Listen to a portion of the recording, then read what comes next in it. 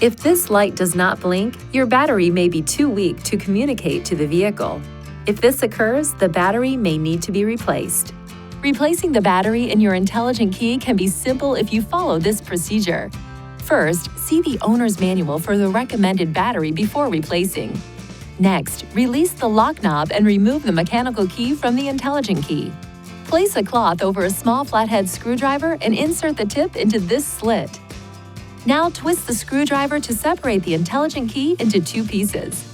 Look at the battery to observe which side is up so you can put the replacement battery in the same way. Ensure your hands are clean and free from oil and grease before touching anything inside the key fob. Carefully hold the new battery by the edges every time you pick it up. Remove the discharged battery while being careful not to touch the internal circuits or electrical terminals.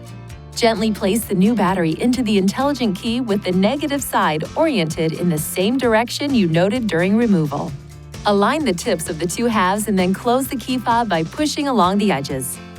Lastly, operate the intelligent key to ensure it works properly. If you need assistance with replacement, it is recommended you visit a Nissan dealer. Please see your owner's manual for important safety information, system limitations, and additional operating and feature information.